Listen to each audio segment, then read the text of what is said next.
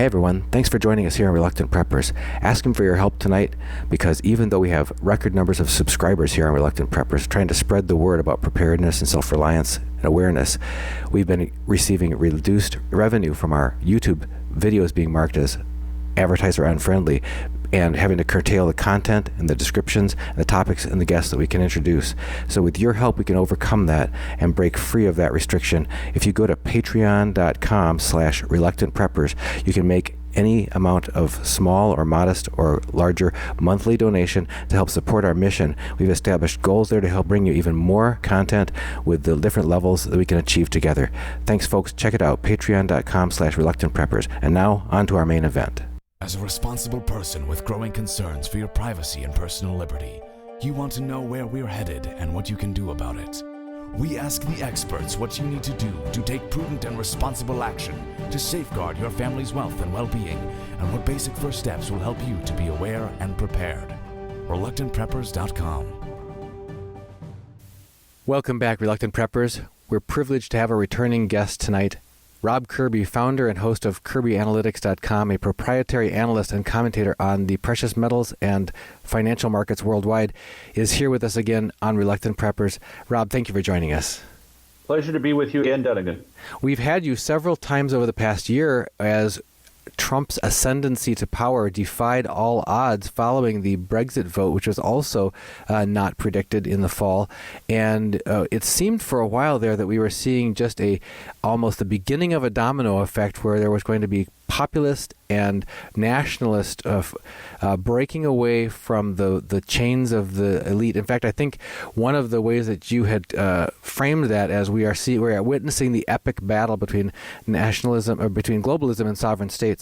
So if you could give us an update now, it certainly seems on the surface that there may have been a dramatic turn of events, both because of Trump's pivoting once he's assumed the actual reins of power in the U.S.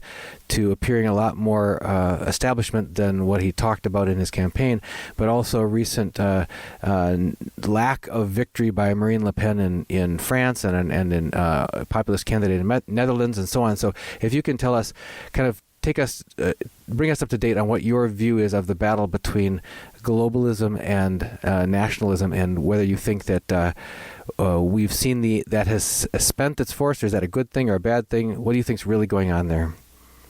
Well, with regards to the populist movement globally, I do believe that the populist movement is alive and well. Marine Le Pen's result in the latest first run at the French presidential elections certainly illustrates to me that the populist mantra is alive and well in France, and my guess is there were some irregularities that were cited by a number of news outlets in the run-up to the French election, namely that I believe it was 500,000 expats, French expats, were mailed two ballots, which is something that is a little bit irregular, more than a little bit irregular. It reeks of trying to generate a fraudulent outcome, and of course the controllers, who are the establishment-minded people, didn't want to have any investigation into the irregularity of extra ballots being mailed out to expats. They said that they would wait till after the presidential election to look into it. And that sort of left a bad odor and sort of, in my view anyway, puts a bit of a taint on the results that we were given. And Le Pen did very well in those, in the first round of, and so we have the next round coming up in May, and we'll just see how that all pans out. The populist movement, I believe, is also alive and well in America and elsewhere in Europe. But I will say that I have noticed, as others have, a very, let's just say, unplatform-ish set of actions on the part of President Trump, where he seems to have, in some respects, abandoned his I want to say, anti-interventionist mantra that he was espousing during the run-up to the U.S. presidential elections last fall.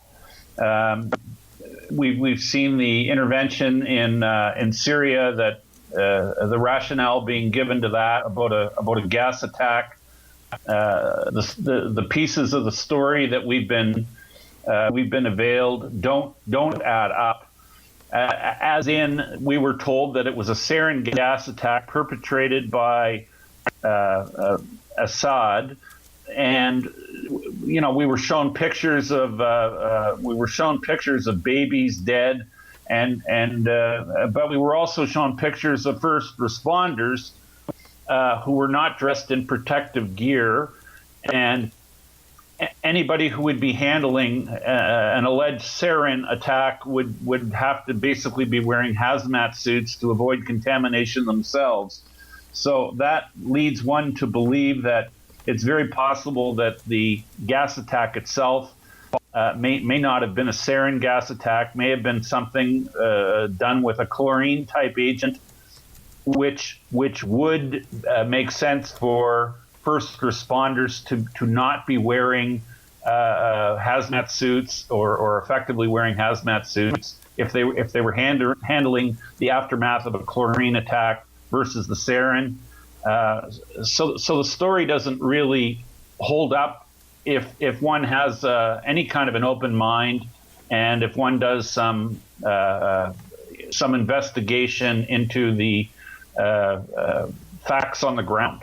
So there's something wrong with that story.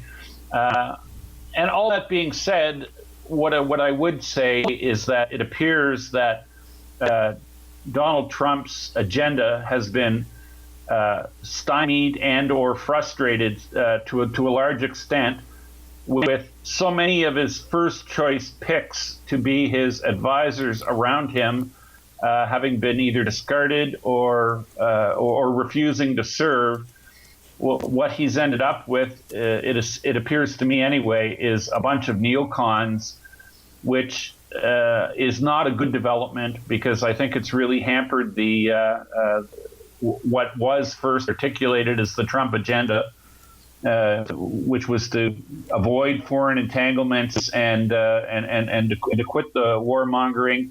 So he's done a flip flop on the relevance of NATO campaigning. He said NATO was a redundant, outdated entity. Yeah. Now he's singing the praises of NATO. He was on record as saying that any involvement in Syria would be foolhardy, and now he's engaged in Syria. He campaigned on the notion of seeking detente with Russia. Now he seems to be at loggerheads with Putin and with Russia.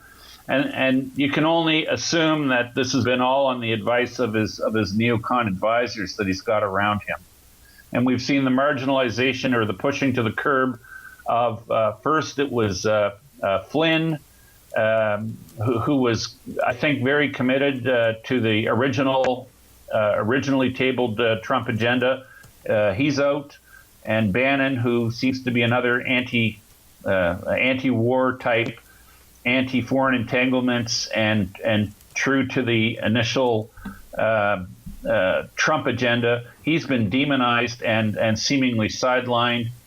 And you can't help but notice and comment on the seeming rise to prominence in Trump's inner circle of his son-in-law, who I believe has always been a registered Democrat with heavy ties to the globalist mindset. So on the domestic front, economically, I like a lot of what I've seen Trump do. He did take America out of the TPP, Trans-Pacific Partnership. He is attacking a lot of these. I know the North American Free Trade Agreement is basically has been attacked, and for all intent and purposes, probably largely been discarded. It's going to be renegotiated. So on one hand, he has performed, and on other ways, particularly with this warring type agenda, he has maybe let down. So the populist movement, I believe, is still alive and well, but the populist movement may have encountered a somewhat of a detour with Trump's militaristic or adoption of militaristic ways. When we spoke with another guest, Jerry Robinson, author of A Bankruptcy of Our Nation, recently on our channel, he talked about the apparent lack of or loss of momentum towards a breakup of the European Union. I'd like to get, and he was actually shedding a different perspective on maybe that's a good thing given how historically violent and warlike the European continent has been over the past couple of centuries, rather than this sort of period of relative calm because of their economic union. But could you weigh in on what you see as far as the strength or weakness continuing of the both political and economic bonds that are holding together the EU, and whether you think that a breakup of the EU would be on the whole a good thing for the world or a bad thing? My view towards to the European Union is that it is absolutely destined. It's a failed institution. It's a failed entity now. Many of its constituents are insolvent. We have the I guess in the traditional sense, the countries that have been given the awful name of the pigs, Portugal, Ireland, Italy, and Greece, and these situations, the insolvencies in these nations, is not going to be cured by a wave of a wand. Or the creation of more debt, or the monetization of more debt by the European Union. The whole concept of the euro, in my view, is tragically flawed, and it was tragically flawed when it was first shoveled down everyone's throat back in the 2000 timeframe, and there's no way for the euro to survive in its current form. I would posit, and France's sovereign finances are a mess. Italy's are a mess, and these things aren't going to be getting better anytime soon. And the dictated let's just say migration, or the forced migration of people from war-torn parts of Africa and the Middle East into Europe is only going to heighten any problems that existed previously, and it's going to put ridiculous amounts of pressure on the social safety net. Much the same way that Mexican and Latin American immigration or migration into America is performing much the same function. It's the way the globalists overload. It's a strategy referred to as Cloward and Piven, which we may have spoken about that concept before on this broadcast. Cloward and Piven were two influential American economists back in the 1960s.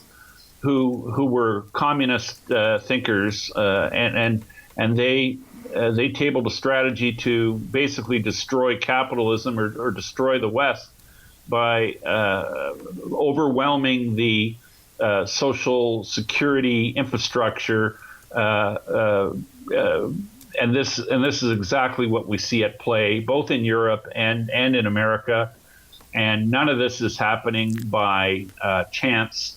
These are actual policies that have been instituted by the globalists, because the globalists believe in this thing called the New World Order. And before you can have a New World Order, you need to destroy the Old World Order.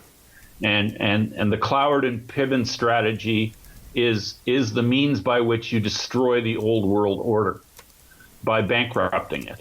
And I mean, this is a policy that's been clearly put in play, and it's being it's being played out by a bunch of maniacally anti-human, eugenics-based people who have nothing but contempt for humanity. And so we're and against that, Dunnigan, we have the rise of the populist movement, and the populist movement isn't going away anytime soon, even if we've hit a detour with regards to Trump and his implementing his pre-election agenda. Do you have any opinion about whether you think Trump will yet prevail and we'll see more than in these specific areas where you said, he got us out of TPP, looks like maybe putting a nail in NAFTA. Do you think that in the end, and it's very early yet, that he'll be able to pull this off, or do you think he's going to continue to bog down in the quagmire of the Washington establishment and just basically become managed by the handlers there? What bothers me and what scares me is that, I don't see that it's a coincidence that global geopolitical tensions are heightening and getting hotter as we move closer tangibly to a major disruption in our global financial edifice. The dollar-based reserve currency system that the world currently operates on still is showing severe signs of stress and weakness. And the reason it is showing severe signs of stress and weakness is because the likes of China and Russia and others in their sphere of influence realize how the dollar has been used to manage foreign trade by America to the disadvantage of all who trade with America. And the whole current financial system that is in place is dependent upon the U.S. dollar retaining exclusive reserve currency status. And I would suggest to people, if you want to pay attention, that the dollar's reserve currency status is in danger. And this is why we're seeing the geopolitical tensions rise, because the putting down of the dollar as the world's reserve currency would amount to basically a declaration, or literally a declaration of war on the part of the rest of the world against America.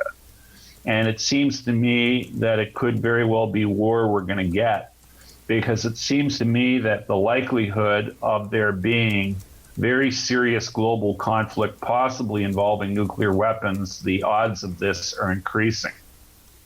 And it seems to me that the globalists that do control the U.S. dollar pricing mechanism pretty much are all in to keeping the dollar as the world reserve currency, and what they might resort to should that fail.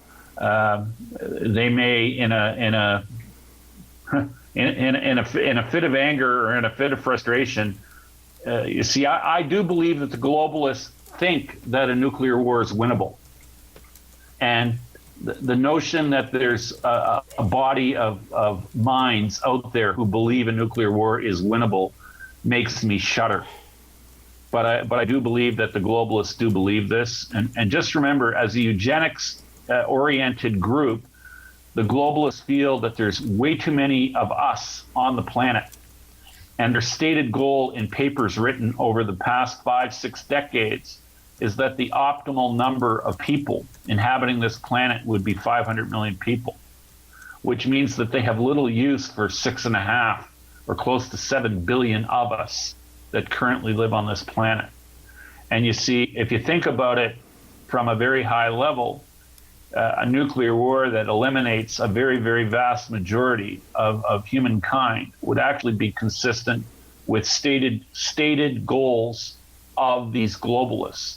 And it might be hard for a lot of people to stomach or believe, but all I would suggest is you go read their own writings and go read what the globalists, the people, and when I speak of the globalists, I'm talking about it's a banking cabal and a lot of old world families and a lot of new world families as well, whether it's the Rothschilds, the Rockefellers, the Kissingers, the Brzezinskis, the late Maurice Strong, the Rockefeller acolytes that populate the media in the Western world. These people have it in for humanity. And my goodness, all you have to do really is turn on CNN and listen to 5 or 10 minutes of their dribble, and you realize that these type have it in for humanity. So anyway, that's sort of my view of it. And, on the same theme of war and financial war, in the pre-talk, you and I were discussing a recent article by Alasdair Macleod from goldmoney.com about America's financial war strategy, and you were explaining why you found that particularly insightful today. Yeah, what Alasdair did is he analyzed a treatise that was written by a major general of the Chinese People's Liberation Army that was penned back in 2015. And what this major general outlined was how America uses its currency to manage global trade by creating a series of boom and busts. And it also outlines in this treatise he cites what he felt was the most significant event of the 20th century, which was, surprisingly, or perhaps not, was not one of the world wars, but he cited the most important event of the 20th century as being 1971, when President Nixon took the U.S. off the gold standard and ushering in the petrodollar era. And then he goes on to explain how the petrodollar has been utilized to advantage America through trade and issuance of debt and the recirculation of a globalized dollar back into U.S. treasuries to the advantage of the American economy. And interestingly, in that treatise, it's pointed out that while the American economy, or GDP, is measured at 18 trillion in nominal terms, it goes on to point out that only 5 trillion of it is real stuff. And the other 13 trillion of the 18 reported GDP is all basically a big paper shuffle. And I'm gonna actually attribute the 13 trillion to seigniorage or the gain to America by having its dollar as the world's reserve currency. So America has a $5 trillion real economy and a $13 trillion paper economy. It's sort of reminiscent how we have gold being priced by paper contracts.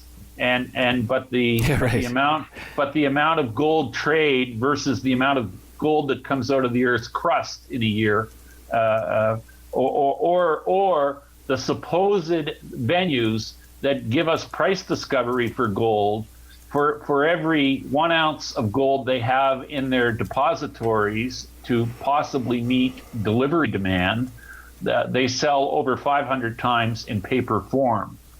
And this is beginning to resemble, the way the dollar and the way the U.S. economy is measured is starting to look very much like the way the gold and silver markets trade, where you have a very, very small, finite amount of physical metal, and the value or the price being assigned to it is determined by a blizzard of paper trading of contracts that have little or no direct connection to the real underlying, and I guess to a point that sort of explains the way interest rates are set in America too. and we have tens and hundreds of trillions of dollars of derivative interest rate contracts that effectively determine the price of the bonds and the coupon rates being charged by the or being paid by the U.S. Treasury on bond rates that are outstanding. And anybody who thinks that that's natural, just remember that when they price capital at zero, just remember that another form of capital is human capital. And when you assign a zero rate to capital, it trivializes labor, because it basically means that labor doesn't mean anything or is worthless. And I guess in some respects, in some parts of the world, labor is paid almost like it is worth nothing, namely in China and in Mexico, where people don't earn living wages. But I think most of us can think in our own lives, we know very few people who actually go to work day in and day out for nothing. Because we all know that when we live in the real world and you have bills to pay and taxes to pay, you literally can't afford to work for nothing. So we have a system that's very upside down, and this in large part, Dunnigan, is why our financial edifice globally is in such sad shape, because we've had people who tried to create problems of too much debt with more debt, and that is not a winning strategy. It's just like when you're digging a hole that you hope to crawl out of one day. Sometimes the best course of action is to put the shovel down. And our globalist leaders still prefer to dig. And at one point, maybe they will see the folly of their action, and we can only hope that one day they will choose to put the shovel down peaceably. Well, you mentioned, you said it doesn't make any sense for people to try to solve the problem of too much debt with more debt. But earlier you were talking about that's part of the strategy, is to drive the old world off the cliff through too much debt. So in a sense, it's just a self-serving. It's like you can say we're trying to solve the problem, but actually we're trying to accelerate the problem. That is the globalist policy. That is the globalist policy to create chaos, and then they will pose the solution, and the solution will be one world government with one world currency. You see, this is their aim, but this is what the populists are resisting. And in my view, globally, the populists will continue to resist this. And I guess ultimately, what they ultimately really want also is to have us all chipped, digital currency, and to have us chipped. And if you don't have a chip, you can't buy or sell. But I mean, that was exposed by Aaron Russo in interviews with Nick Rockefeller years and years ago, and reported. And this is not tinfoil hat. This is not tinfoil hat conspiracy stuff. You can Google Aaron Russo speaking with Nick Rockefeller. You can listen to the YouTube commentary of Aaron Russo explaining how Nick Rockefeller explained to him this is exactly what they wanted to do, and it's coming right from the horse's mouth. So I mean, it's not a conspiracy theory. It is a conspiracy, but it's not a theory. It's a fact. So, people can choose to be informed, and people can choose to, try and insulate themselves to the best of their ability from such an action, or they can choose to whistle past the graveyard and remain ignorantly bliss. Well, Rob, in the face of those forces that dwarf the average individual, what recourse does an ordinary person have? You mentioned do your research, open your eyes, find out what's really going on. And in the past, you've talked with us about people setting aside stored food, people amassing physical precious metals, so at least they have something of value that can't be taken away if everything goes to microchips and disappears in a poof. But is there any other aspects of that you'd like to add for people to sort of regain a sense of self-determination in the face of these powers that be? Well, look, I mean, other than to be physically prepared, the other thing I think is important and will become more important going forward, get spiritually prepared as well. A lot of people, in my view, will have a great deal of difficulty in accepting reality when it hits home, because in my view, it will hit home at some point. I can't tell you what day, but the dollar will lose its reserve currency status. And it will lose reserve currency status precisely because the stewards of the world's reserve currency have done such a poor job. And that will lead to the reemergence of precious metals as the global international or one of the chief global international means of settling accounts. And I do expect at some point in time, as this reserve currency status situation changes, there will be a breakdown in supply chains, which means food might become less available than it is today.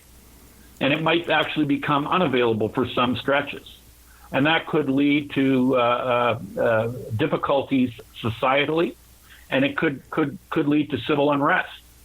So, if you're in the game enough to own some physical precious metal, and if you're in the game enough to own some storable food, and a means to either create or have potable water, you might want to think about having some means to protect it all. And you might want to get to know your neighbors, and you might want to talk with other like-minded individuals, and maybe develop a plan. But ignoring this certainly isn't a means to an end to avoiding what's coming, because what's coming has been planned and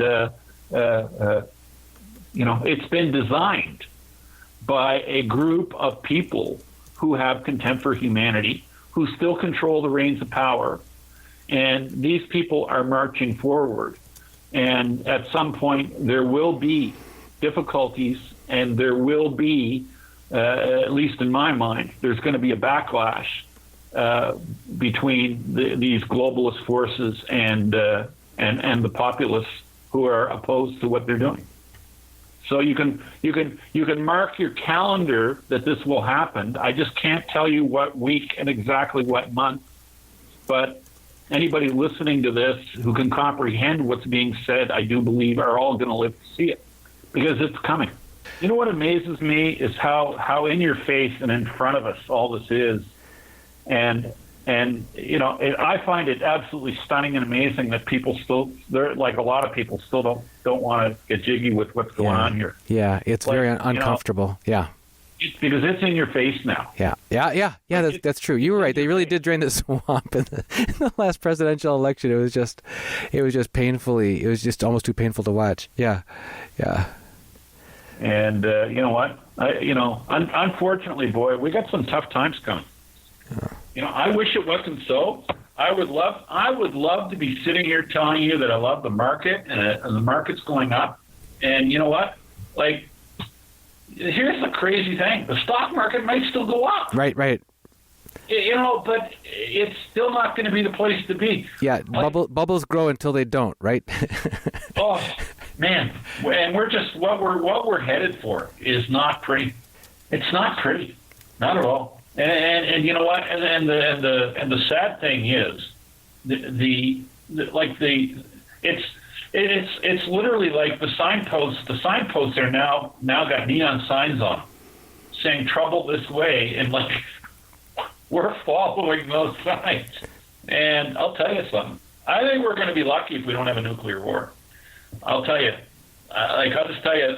There are people that I talk to who literally 6 months ago, a year ago, 3 years ago, because I've always felt this will end in a nuclear war. And if you have ice water running through your veins, and if you can do honest analysis, this is where it ends up. And, I had people who used to tell me I was a crazy to even think such a thing. And, I was on a conference call this past weekend, and one of the guys who used to just say I was mad as a hyena just to make such a statement, he said, not only do I not think you're mad any longer, I agree with you. And he also added, he said, and he's on the other side of the pond, and he just said to me, most people would be scared out of their crapping shorts if they realized how close we were to a nuclear war 1 week ago. Wow. So, and then he went on to say, he said, I now am in your camp. I do believe that it's going to happen. And I do believe it's going to happen very soon. Oh, my. So, the shit that's going down just like tomorrow, we got 100 senators going to the White House. Yeah. 100 guys who hate Trump. Yeah. They're all going to go.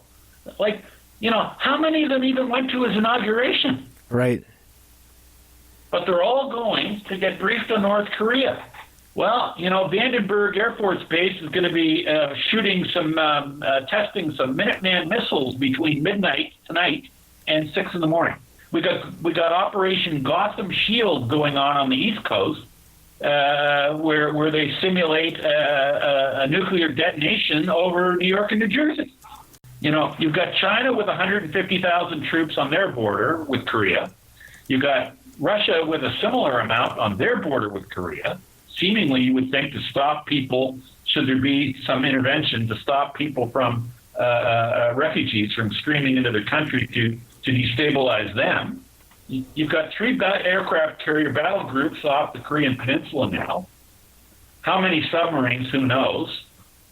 I don't know, man. I don't like what I'm seeing. Don't like it. Yeah, it doesn't look good. The world's on a war footing right now. The world's on a war footing. That's all there is to it. The world's on a war footing, and if you don't see it, you're blind. You're blind. Look, the reports of submarines sniffing airplanes out off the West Coast, off of San Diego and Los Angeles. Right. The Koreans have a swath of the subs. Explain, discuss. Yes. Right. What do you think's going on? And now you got Trump. Now you got Trump acting like the biggest bully on the beach. Right. Saying if these guys test the nuke or if they do anything, there's going to be repercussions. Wow, is that the same Trump that campaigned on getting out of foreign entanglements? Yeah. Right. I think that I think Trump was told shit. I think when Trump visited the White House the first time, he was let in on some shit that he didn't know. He might have been told what a house of cards the dollar was. He might have been told that the exchange stabilization runs the world economy.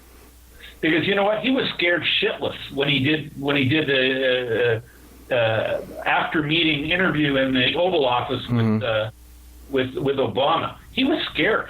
Okay, he learned something that scared the crap out of him in that meeting. And you know what? He's probably had to come to terms with it. And he's probably been told, I'm just guessing, because I got pretty good gut on this shit. I'll bet you he was told that the dollar as the world's reserve currency is a sham. And if it ceases to be the world reserve currency, there's going to be a revolution in America. So, and then he was probably told, what do you want? You want a revolution or do you want the status quo? You want to be the president that brings in the next revolution, or do you want to try and work through your time in the White House and get out of Dodge with your integrity and your reputation intact? Right. Well, anyway, reputation maybe, integrity I'm not so sure. I got a feeling that's kind of sort of what he was told, and I think that probably did scare the shit out of him. Anyway, that's how ugly I think what it is we're facing. And I'll just tell you something. The foreigners, the Russians and the Chinese, they know this. They know this shit. And you know what? They are not going to allow it to continue. So that puts us on and isn't it strange we're on a war footing? Yeah. Yeah, of course we're on a war footing. Unfortunately, that's reality. It's very sobering, man. Yeah, and you know what? It's really a drag when you get dealt a shitty hand of cards. Yeah. And you know what? You either fold or you play them, right? And maybe you try to bluff. I don't know. Yeah. But I think that's what's going on. Okay. I really think that's what's really going on. Okay. Right now. And it's playing out. And you know what? I don't know, man. You tell me how do you have a good ending to that? Yeah, how do you get out of that state? How do you unwind that? Yeah, right. Yeah, how do you unwind it? You see, I don't see a happy ending. I don't see a happy ending. And frankly, it's getting to a point where I don't even think delaying an outcome is going to make it better. It's going to make it worse. Because what these guys have done is so atrocious. No, these guys are all in. And you know what? And frankly, Hillary Clinton might have been more upfront about it than, she knows. She knows the situation. Trump didn't. Right. That's true. Yeah. Trump didn't. I don't know. But she certainly would have, yeah. Yep. Yeah, she knows exactly what's going on, which is why she acted like the bully she was acting like, because she knew. Trump didn't know. Trump really believed in the bullshit of America's great. Well, yeah, America is great if you're counting nukes, but if you're counting real. I mean, look at this economy. Yeah. $18 trillion economy, 5 of it's real. 13 trillion is a paper, a paper illusion. Well, anyway, it's the 13 trillion part that's a paper illusion. That's the problem. Right. That is the problem. It's always eye-opening and sobering to talk with you, Rob. You really give us authoritative insight into a lot of these dynamics that most people remain, almost oblivious to, because we do not hear about these things on the corporate media.